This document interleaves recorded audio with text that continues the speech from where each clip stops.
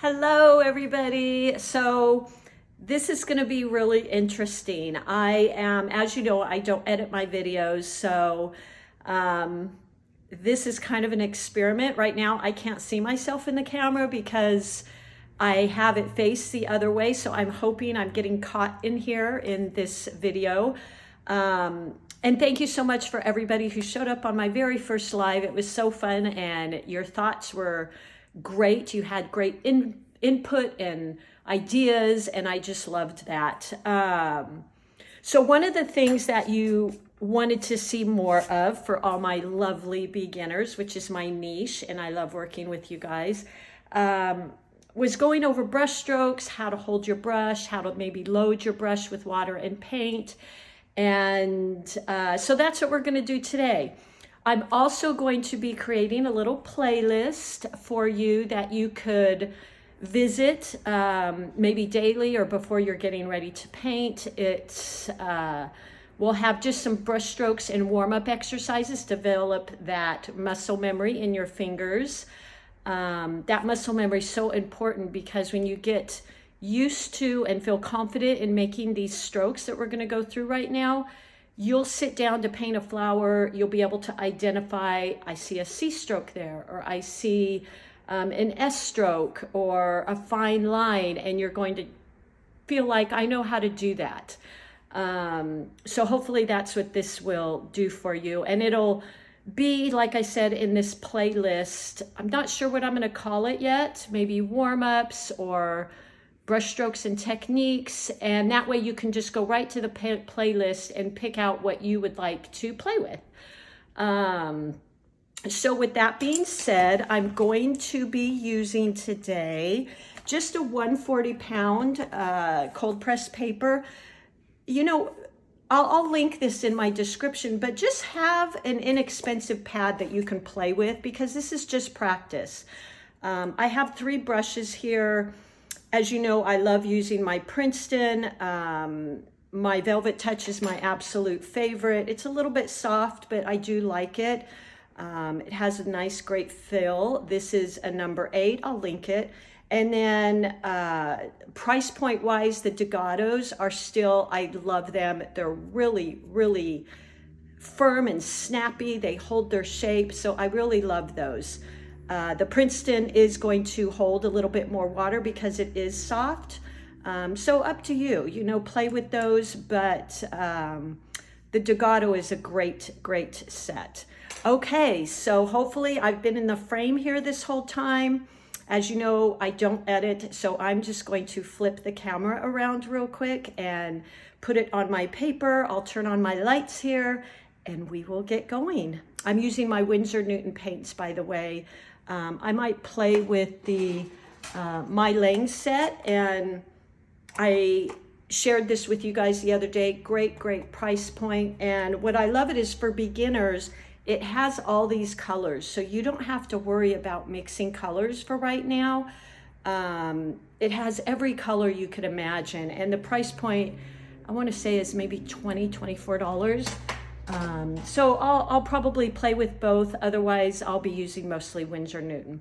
All right, everybody, let's go ahead and get started. I'm going to flip my camera, and I've got my 2 containers of water here. I've got one to rinse, one to wash, and I've got my paper towel, and my goodness, see, live camera. My alarm is going off in my kitchen, so after I flip my camera, I have to run in the kitchen and turn that off.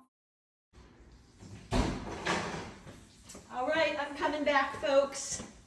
My goodness. Okay. So, brush strokes. Let's go ahead and get our paintbrush wet. Whenever I am loading my brush with water, I always am gently scraping off, okay? Because we don't want our brush so loaded that, lost my paper towel here, that it's just dripping, okay? We want it wet, but not dripping, alrighty? Okay, and then let's go in. What I have done here is This is my one of my favorite palettes because it's a nice size. And I went through before I turned on the camera and I just sprayed everything with some water because I use tube paints. They dry in here and really easy. You just spray them and reactivate them and they're good as new. So I like working with these. I also like working with the pan sets and I spray them as well to activate them. So whichever you like is just fine. It's kind of up to you. I have a little puppy hair in there. Okay.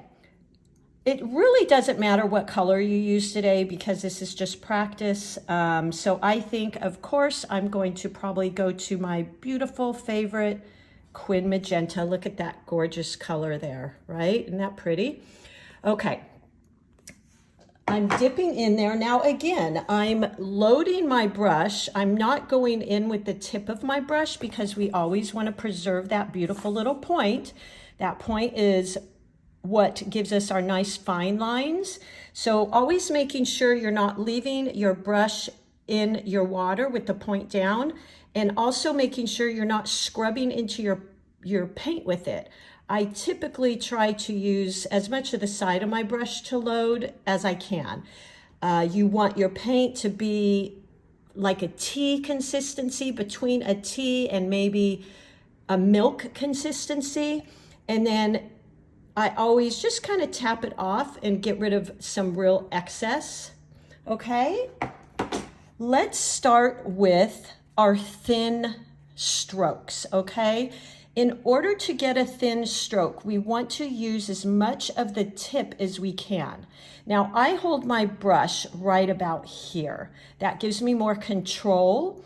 The farther back I hold, there's more wiggle room in the brush. I don't have as much control. So when I'm creating specific brush strokes, lines, or doing detail work, I want to have more control. Therefore, I hold closer to the ferrule here. For a thin line, you want to hold your brush pretty much upright because we're just using the tip of our brush. As you tilt your brush, you're using more of the body of the brush, which is going to be thicker, right? So we want to hold our brush upright, rest our palm of our hand on our paper to give us some stability. I know if I have too much coffee, I get a little shaky, and very light pressure, because we only want to put into place the tip of our brush. The more pressure we put, the more it's going to widen out our brush and give us a thicker stroke. So placing the palm of your hand on your paper, holding your brush upright, and very light pressure. And let's go ahead and do our first stroke. Look at that nice thin line. Very, very thin. You probably can almost barely see it. So practicing that. And practice, I did one long line, but practice lifting up, lifting up, lifting up, lifting up, lifting up, and lifting up. So starting and stopping. Go ahead if you need to, load your brush a little bit more. You can kind of tap off some of that drippiness. And let's do another one. So resting your palm, the brush is upright, light pressure, and just getting used to how much pressure you're putting. It's such a light touch. Now let's practice that thin line by doing some cross hatching. So just going across your paper like this. And then going the other way, because what you're going to find in painting, I'm just putting a little extra paint on here, is going in one direction is always going to be easier, especially when you're getting into those C strokes, S strokes, painting leaves and petals. It's always going to be easier going in one direction, for me to the right. So it's good though for your muscle memory. Obviously, we can't paint all leaves and petals to one side, so we want to practice going the other way. And actually, even here I was going bottom to top. We want to go top to bottom. So that light stroke, just like that.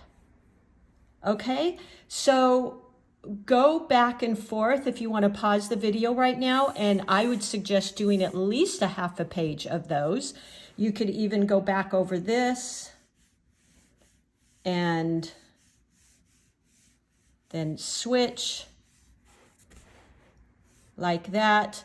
Just get used to how that feels with your hand, holding your brush upright, resting your palm on the paper. All right, so now we're going to do a little bit thicker line. So I'm dipping my paint, my brush in my paint, just tapping off some of that excess. And we're going to tilt, everything's the same. Rest your hand on your paper, but we're going to tilt our brush a little bit because we want a little bit thicker line. So we want to use not just the very tip, but a little bit of the barrel. So start practicing that. Put the tip down, press a little bit harder, maybe pick up, and get used to what that feels like, how much of an angle you're holding your brush. So you see I'm holding my brush at this angle. If I was to go straight up and down, it's going to create a thin line. Holding it to an angle, it just automatically creates a little bit wider line because I'm using more of the barrel of the brush. So practicing that all the way across your paper, just sliding the palm of your hand. All right. Now let's go yet a little thicker. So I'm loading my brush. Remember to tap off excess. We don't want dripping, and you'll get used to the feel of that. And I'm going to tilt my brush just a little bit more to the right. So now I'm almost at like 3 o'clock on the clock. And I'm incorporating and pressing down with a little more pressure. Now you're going to run out of paint here too, because you're using more of the paint. So you might have to continue to load your brush. And there we go. I'm also getting this little blob here. That's just perfectly fine. It's due to the paper. It's due to many things. But if that really bothers you, just even it out. So I'm picking up a little bit more paint again. And let's try that again. Pressing down. Just like that. All the way across my paper. Okay? Now the next brush stroke, and stop the video here and go all the way a half a sheet. I can't tell you how important, even though this seems so simple and menial, how important it is to get this feel, understand how you hold your hand, how you hold the brush, where you're holding the brush, how much paint to put on your brush. These are all really important. Practice loading your brush so that you're picking up a lot of paint, but you're dabbing off the drips. So now let's just play with using the side of our brush. So I'm coming at it from this direction and I'm pressing down. Look at that. How lovely is that? I'm really getting a thick line here. Now I'm having to put more paint on my brush a lot because I'm using a lot of paint. Now let's see if we were to, another way to get a thick line would be to place your palm of your hand here and really widen out that barrel of your brush. So putting a lot of pressure, something like that. okay? I like playing with the side of my brush because I can cover I can create an entire petal. So say I'm doing a little peony petal. I can place my brush on its side, pull it down, and as I lift up, I can get to this fun little point. All right, so that's a way to use the side of your brush. And then coming in with the tip, something like that. Use the side of my brush, okay? So those would be ways I might use the side of my brush. Now I'm using the tip of my brush to create all the little fluffies that we see with the peony. Let's just use the side again to come out here. So point, push down the side of my brush like that. Point, push down the side of my brush. So practice these brush strokes like this. See what you can get by tilting your brush, by turning your brush. Isn't that a perfect little peony? Now I know, there's these blobs here. That's perfectly fine. It's because I'm using kind of an expensive paper. But look at that. That was a perfect little peony using a lot of these brush strokes.